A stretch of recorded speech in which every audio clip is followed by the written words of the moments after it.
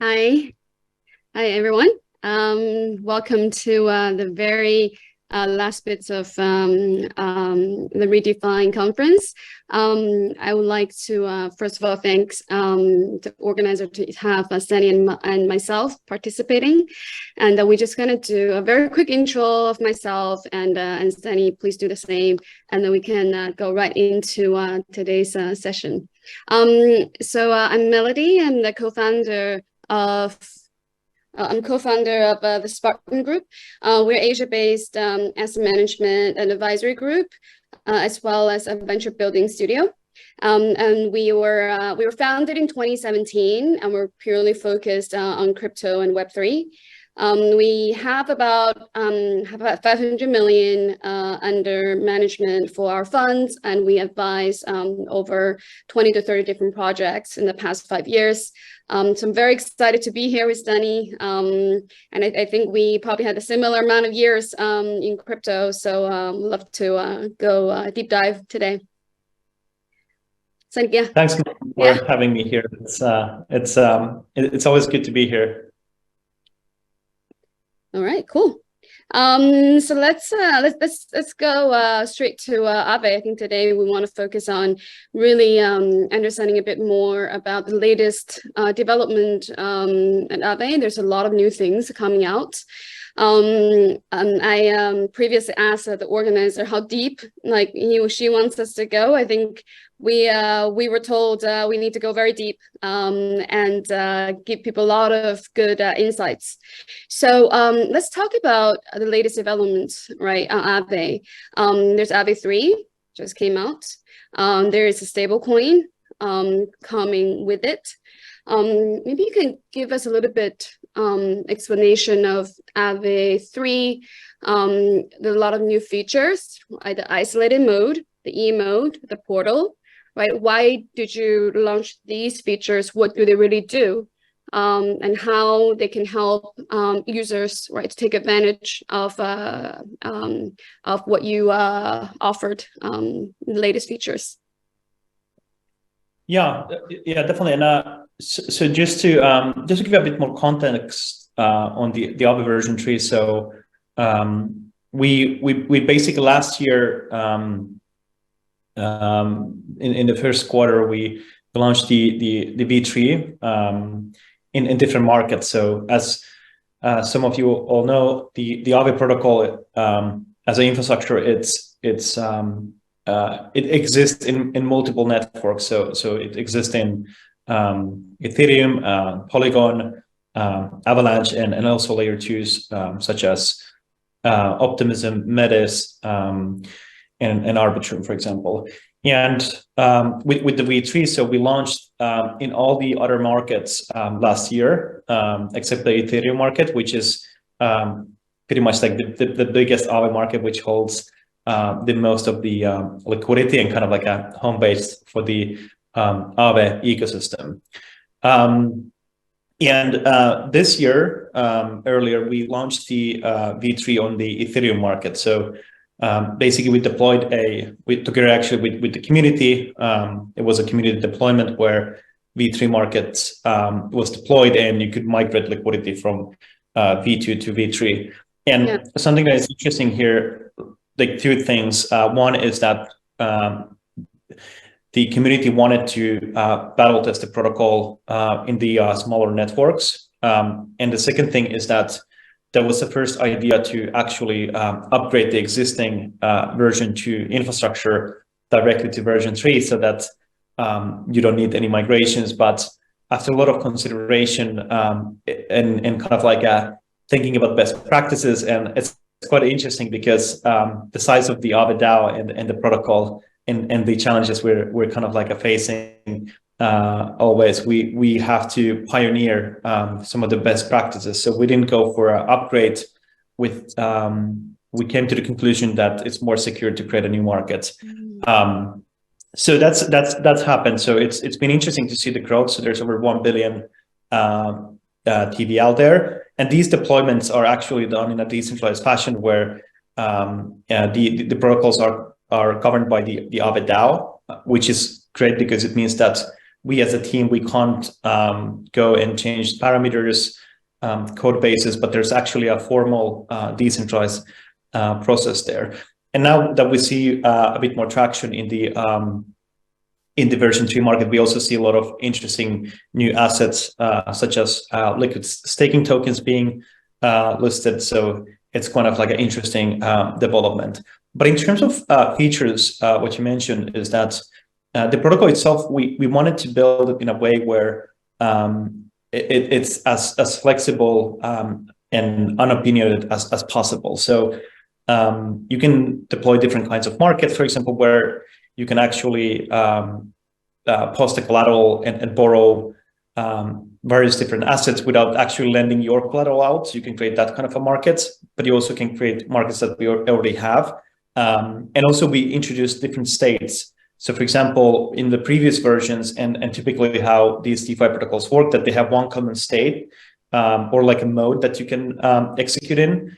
What we did is actually we kind of like broke down that you can have so-called high efficiency mode where you can enter into this state where you can get higher loan to value ratios, but against assets, for example, that correlate. So for example, borrowing ETH against staked ETH, they correlate quite a lot with the pricing, or one stable coin with another one. And then isolation mode is another kind of like a state where assets can be listed in the protocol in isolation mode, where they might have a bit more long-term risk and higher reward, but they don't actually then they're not the risk isn't part of the whole pooled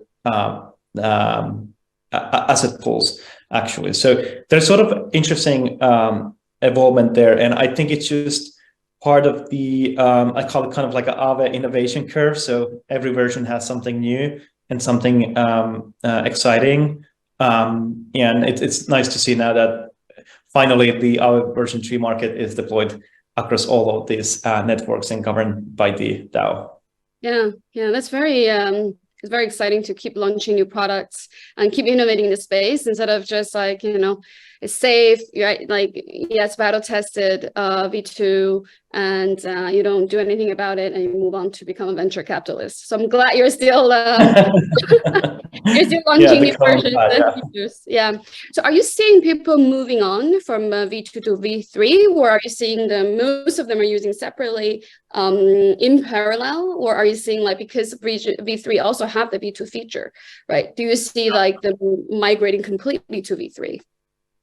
Yeah, actually, the V2 has still significant liquidity. So the version 3, for example, the Ethereum market has 1.4 billion, and the V2 still has 5.2 billion. So the migration is periodic. I think it's going to keep. We'll see positions being migrated ongoing basis, and I think at some point we'll see like higher migrations happening. There are different reasons why people migrate right away and some hold. And for me, what's interesting is that with the version 3, you actually have a lot of risk mitigation features that are very important. So for example, all the assets are capped in terms of the supply rate, the supply and the borrow part as well. So it gives interesting kind of like a granular risk control for the governance. So for example, new assets could be listed relatively quickly, but with a very small bucket, for example, and borrowing bucket, and I think that's very valuable. We also introduced a feature called risk admins, and simply allows to delegate some of the risk management functionality from the governance to a specific risk provider. So the interesting part how the Aave DAO works is that there's multiple contributors that are focusing, for example, building and improving the protocol or the tooling. Then you have security contributors, for example, Sartora. You have Sigma Prime, and what they're doing is they're constantly auditing and formally verifying smart contract code, whether it's new or existing. And then there's risk contributors. And that effectively includes Gauntlet and Chaos Labs, which provide recommendations on how these different risk parameters should be actually changed. And then there is contributors that are doing protocol operations, and it just showcases like how kind of like decentralized the actual building operations risk management is in the Aave DAO. But that's so interestingly, like when I talk about like that flexible infrastructure, we were focusing quite a lot on capital efficiency, but also risk management in terms of like what kind of features we have to add or change so that the risk is controlled in a more granular way. Yeah, no, I think that's very interesting. I think Aave DAO is definitely one of the most functional and yeah, for the longest kind of period of time, sort of a functional DAO versus many others, and quite a full-featured, different, like you said, different experts focus on serving different functions. I think that's a very it's a really good role model, I think, for many other DAOs to kind of copy this structure. I think you've tested so many different models. I think that's such an interesting topic. I would love to actually talk to you more about DAO, because I also know like you have a balance sheet, we have a revenue, right? Like how is DAO managed as a, because you have the revenue, you get expenses, right? Do you then like manage it really very much like a decentralized organization? Like you have a central kind of a treasury allocation? Like do you also spend a lot of time on that? Kind of managing it as like a decentralized organization, or are people quite doing a lot of it just kind of like on their own? Do you guys have that central feature as well? Yeah, what I've been observing and looking into how the participants are operating in the DAO, I think something notable is that the Aave protocol is net positive, and the DAO. So for example, it generates reserve factor, which is essentially cash flow into the DAO in form of the assets that is collected. Some are stable coins, and some are more fluctuating assets. And then from that treasury, the DAO pays different contributors. And so far, what I've been looking at and observing the kind of like a statement. So there is one contributor called Llama, and they're doing like periodical balance sheet or like cash flow statements for the DAO, and it seems that it's net positive. So generally speaking, the DAO generates from 25 to 50 million worth of revenue into the protocol generates into the DAO, and from there it's allocated. And it's actually there's some sort of treasury management that some of these contributors are doing, and to some extent, I personally, this is my personal view, is that I think that the function of the DAO, it should be as narrow as possible. So it's very important that a DAO, for example, doesn't act like a company, because the format of a company already exists if someone wants to create a business. But a DAO is kind of like something else. So it's more of a some sort of like a trust, or like a foundation type of for sure. Foundation type of I would say like a organization where there's just capital allocation and less overhead of actually work or development. But it's interesting to see how it's been working well. Yeah, that's really good to see. I think, yeah, well, there's so much to cover. We only have 15 minutes left. I want to talk about GHO, the stablecoin. First of all, like you launched stablecoin, and when you said there's a pools, right, to borrow very kind of what is the exact word you use, like similar types of assets, right? So it's almost like a pool of, I don't know, like USDC or DT or ETH or ST ETH. Do you feel like you are going to become a bigger platform instead of, borrowing and lending? Do you think you become kind of covering all the different functionalities in financial markets, not just, Uniswap does this, Aave is going to be doing everything? Do you see it as a future, like inevitably, for capital efficiency, productivity reasons?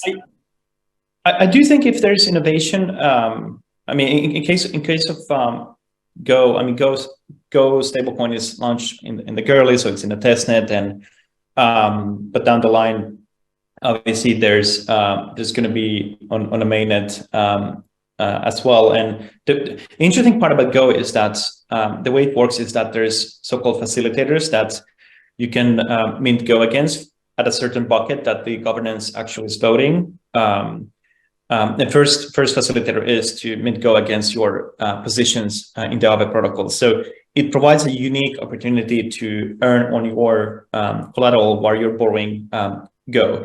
And it's interesting, innovative feature. But at the same time, I think the Aave community is known for innovating and having this kind of innovation curve.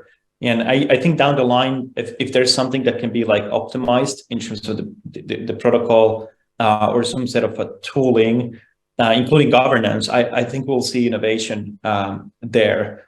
There is a lot of vision around, bringing DeFi more to kind of like a wider audience. And something that we kind of like haven't been able to solve in decentralized finance is actually payment type of value transfers.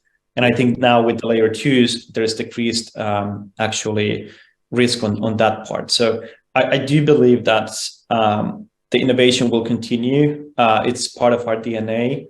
And we usually want to improve the existing ecosystem and do it very safely. And also get people who aren't in DeFi yet excited about what's being built. And maybe like hopefully we get more people excited about decentralized finance and benefits that it brings with transparency and smart contract based execution. Yeah. So let's talk about like Go's like go-to-market adoption, right?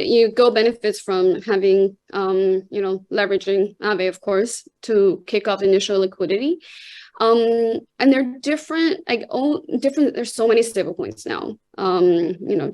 Half decentralized, centralized. And there is also the earlier attempts of oh gosh, I can't remember, that are focused on developing countries, right? There are stablecoins focused on payments. And of course, like for you right now, it's launched within Aave to provide liquidity and also yield. What do you think then, like beyond that? Like, what do you think after you launch Go? How will you different, right, from some of the other stablecoins in terms of adoption? Because you mentioned that it's very much topical and on top of your mind. How do we go beyond our crypto kind of community? How do we go further out? Yeah, in terms of this stablecoin. End of the day, what we're building is infrastructure. So we don't have specific growth strategy or in mind specifically where Go will be. We do have a vision where decentralized finance is going and where stablecoin makes a lot of value and provides value. And I think there's countless of different spaces. And I do believe that donations are an extremely good example, because anyone with a, for example, mobile phone and an internet connection, let's say a satellite or whatnot, can actually receive donation. You can create an economy any part of the world. And I think that's super powerful. And I really hope that we see a lot of innovation in that aspect and also adoption. I do see also that inflation is really hurting a lot of people across the globe. So especially countries in Latin America, but also in the Western world as well. And Asia. So it's a common kind of like issue now globally. But I also see that, you know, the payment infrastructure over the internet isn't really transparent. So I think something that DeFi can do in overall is that you could actually create a ecosystem, or let's say like an environment where you might be able to transact where you will not normally do. So you basically are willing to transact with more counterparties because you're not having a custody risk, for example, and you have more transparency.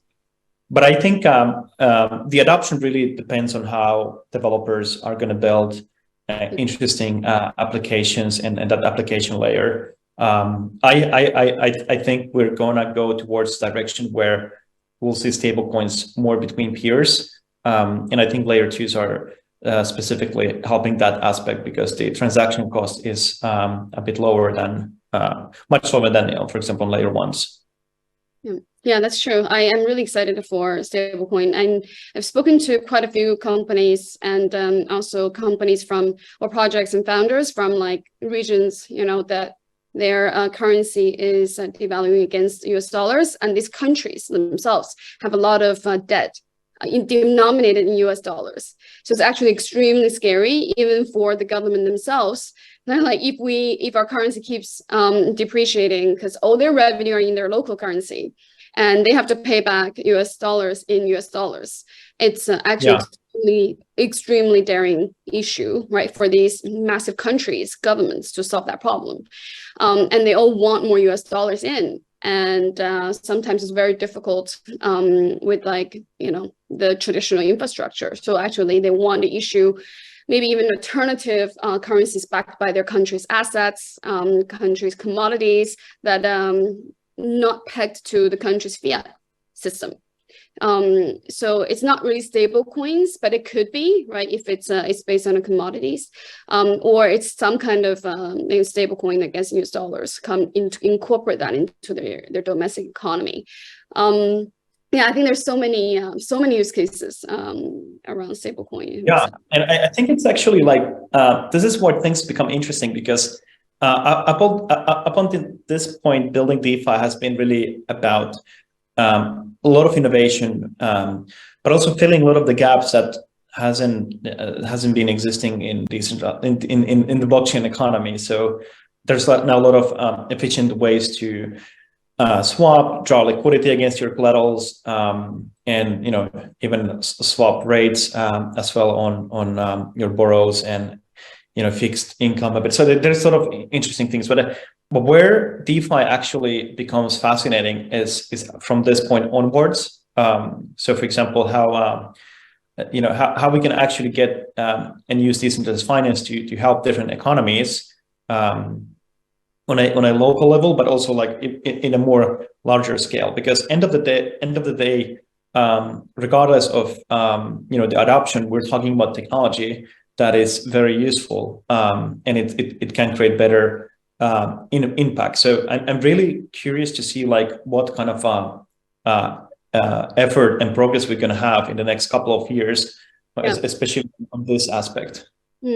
I think there are some really interesting innovation, right? Like there's quite a few companies. I think one is called Metis in Singapore. Another one is also another Singapore company called Optimism, right? They're doing tokenizing. They're tokenizing treasury, right? And very different type, very different structure. One is like making it a stable coin. So it's a stable coin pegged to the dollars, but all the yield become like, they issue more stable coins here, right? So today you have 100, tomorrow you have 101, right, dollars, but they keep it as a stable coin.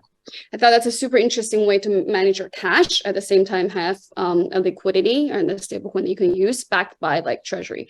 Another one is like tokenized treasury funds. So different structure, but similar results in terms of exposure to yield. So these kind of like real world assets incorporated into on the crypto infrastructure, for us who have crypto, we don't need to move our money right out of the system. And for other users who are bigger use cases, right, they can actually leverage the cheaper and faster and more liquid market that the kind of DeFi can actually provide. Yeah, time is really running out. We're gonna have 5 minutes. is there anything like, oh, I really want to touch upon Lens as well, but like I feel like that deserves a session of its own, right? Especially I don't know if you read the WorldCoin, where being like this new world identity that just raised like over $100 million, solving the like identity problem.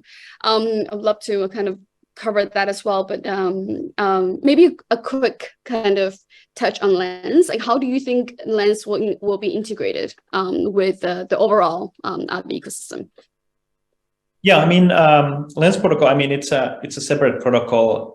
It's basically focusing on the area of digital basically presence, so digital identity, connections we make on a daily basis, the networking and content we create online. So in some ways, like Bitcoin and Ethereum, it took the kind of like access control from single entities and provided that to the user. Lens is about removing the access control from the platforms over your identity and your social networking, and giving that ownership to the user. So the audience you create, for example, you have the ownership, and you can monetize it the way you want to monetize.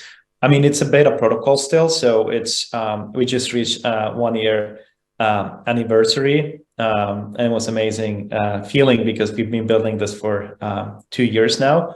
But down the line, like there's some very exciting composability aspects, because end of the day, like everything that lives on the blockchain is kind of like on the same economy.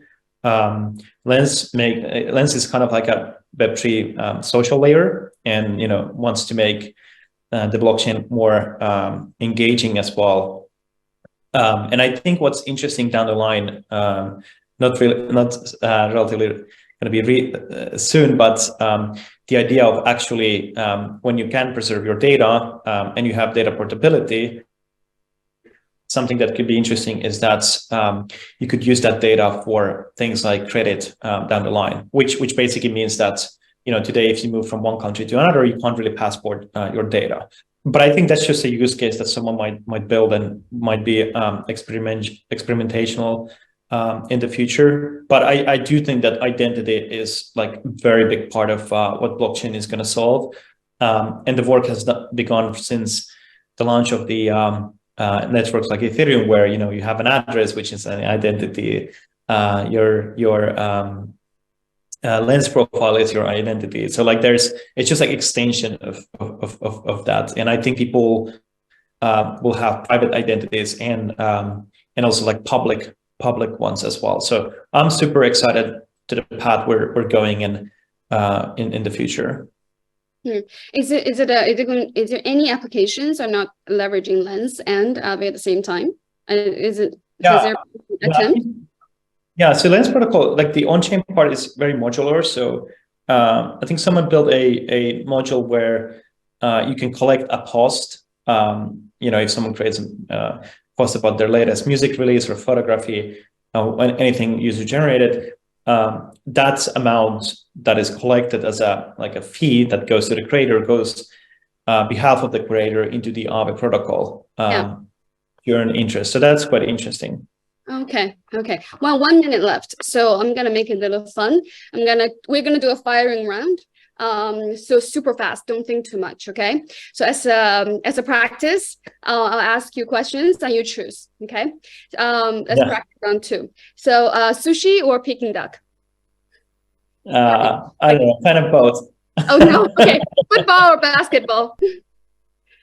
Quick. Oh. Football or basketball? Football. Okay. So favorite crypto adoption region, Asia or Africa?